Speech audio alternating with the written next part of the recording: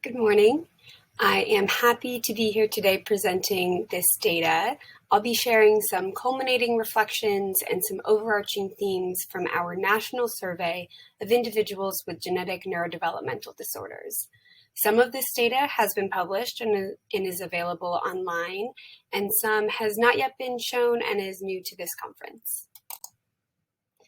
This study originates at the UCLA Caring Clinic, which is a multidisciplinary clinic for individuals with neurodevelopmental genetic syndromes, which I'll call genetic NDDs for this presentation.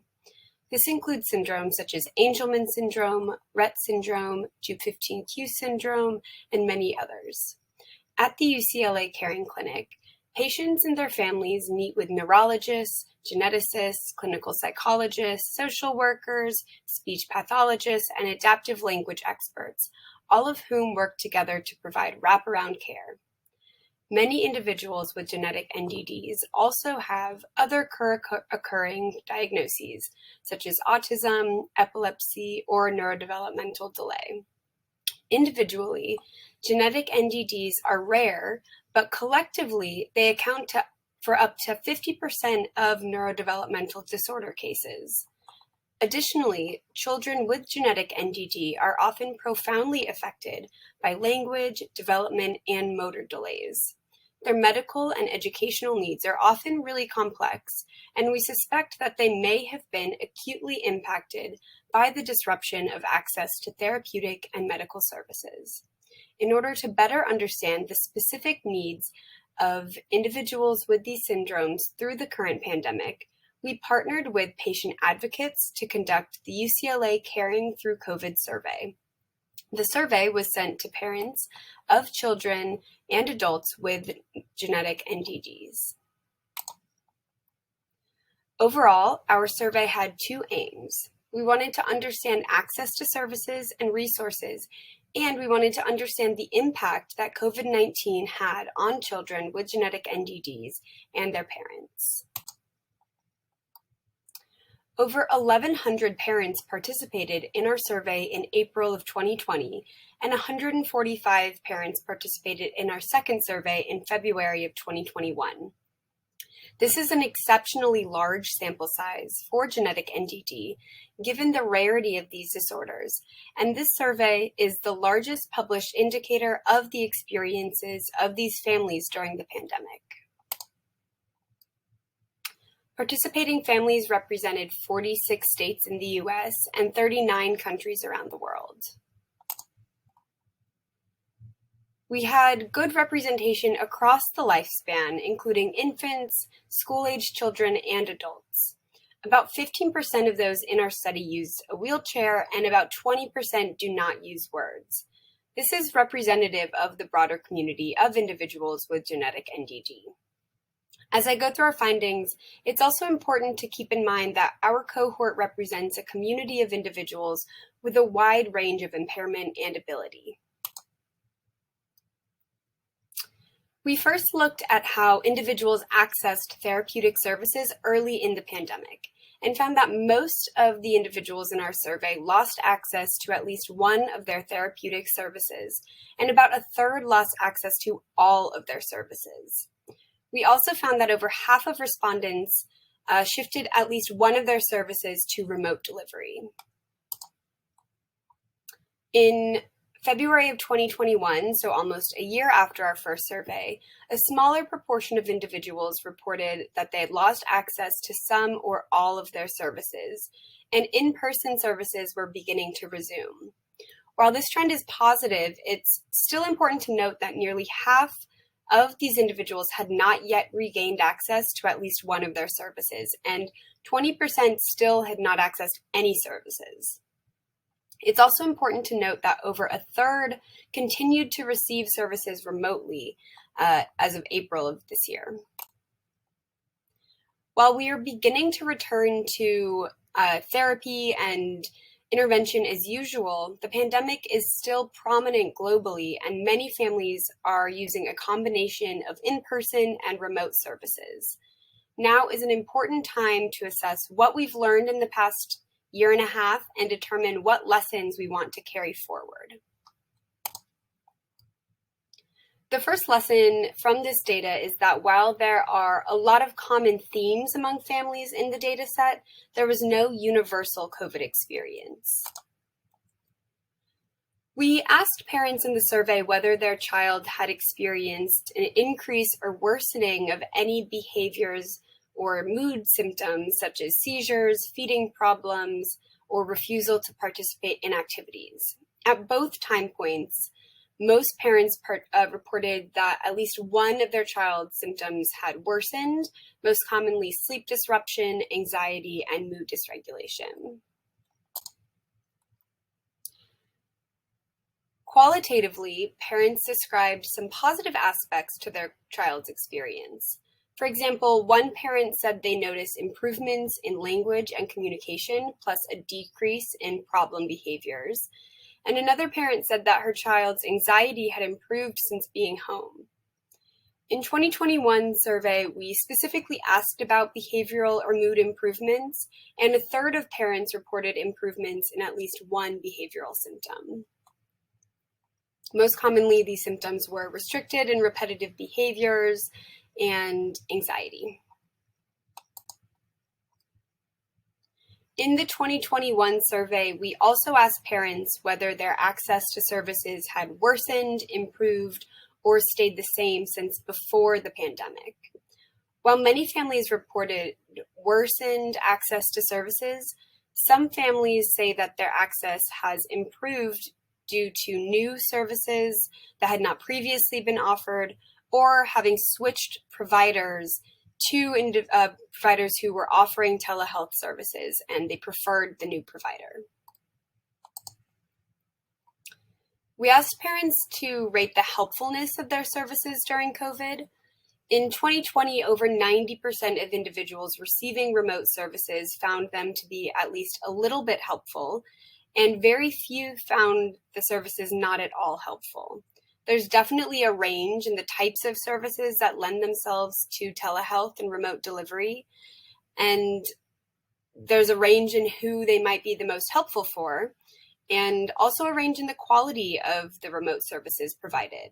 In short, telehealth is a mixed bag of what works and what doesn't work, and this variation may be related to internet access, caregiver employment and availability, quality of services, and age of the child. Future research is needed in this area so that we can understand what factors indicate whether or not a family might be a good fit or good candidate for remote intervention, and which families should be prioritized for in-person services. We also asked parents to report on their own experiences and found anxiety and frustration to be the most commonly endorsed.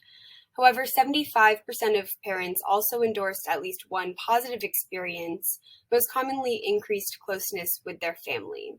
And while we know that intervention delivery is really critical for these families, it's also important to keep in mind the well-being of their caregivers, given the intimate role that they play in supporting the day-to-day lives of children and adults with genetic NDD.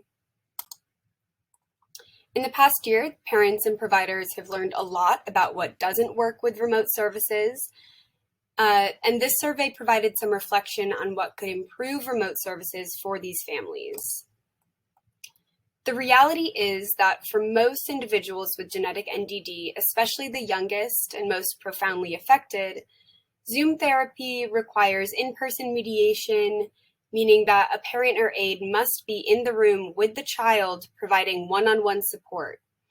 In some ways, this has allowed parents to collaborate on their child's education in a much more accessible way, which can contribute to important integration between home and school development.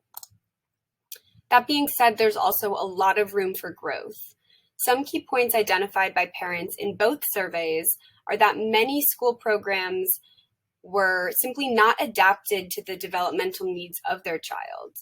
Other parents reported that their child needed more social interaction, especially if that was an important target for their development, particularly for children with autism. Parents also expressed feeling overwhelmed by the endless demand for them to wear multiple hats as caregiver, therapist, and teacher. I'll also highlight one particular best practice, which was telehealth in medical care. By 2021, 94% of parents had met with at least one provider via telehealth. Specialties like neurology were particularly highly utilized, where medically complex cases might require regular contact with physicians in order to adjust medication or monitor seizure activity. The final lesson that has become even more apparent through COVID is that there is disparity in access to services and supports for individuals with genetic NDD. These disparities relate to race and ethnicity, geographic location, socioeconomic status, healthcare insurance status, language, and age. Individuals who have aged out of the school system have access to far fewer services, despite the ongoing need for social, emotional, intellectual, and physical care. During COVID-19, adults over 22 years lost access to 81% of their already limited services, compared to 56% of individuals under the age of 3 who lost access to services. The qualitative reports from the parents of adults were very positive towards any sort of social interaction or therapeutic activity for their child. Using a multiple regression model, we also saw that the number of worsened symptoms for children was predicted by several factors: the number of therapeutic services received both during and before the pandemic, access to medical providers, and ratings of helpfulness for remote services. We can see that high-quality remote services really have the potential to improve the well-being of individuals with genetic NDD. While remote services might not be ideal for all families, they seem to be beneficial to families over losing access to services that they qualified for and were receiving pre-pandemic. I'll note some important limitations to this study. First, both survey time points were cross-sectional, and we don't have data on these particular families prior to COVID. While I mentioned that the impact on COVID-19, the impact of COVID-19 on families, I've really been describing their perspectives in April of last year and in February of this year, rather than actually measuring change. Second, our survey is entirely self-report and does not use any standardized measures. However, the subjective data is still really important in understanding the experiences of families. Third, we recognized a huge oversight after our first survey and that we failed to collect sufficient demographic data. This really limited our ability to understand a lot of variability that may have been due to things like socioeconomic status, healthcare coverage, or the developmental characteristics of the children in the survey. So wrapping up, I'd like to leave you with 3 next steps for future research and some ideas that I'd encourage you to consider today. First, we need to identify who and what type of services are the best fit for continued remote delivery. That might include parent-mediated interventions, where the caregiver is the primary recipient of the therapy, which they can then integrate into their own family's life. Best fit also might include adults with genetic NDD or those who are geographically isolated or medically complex.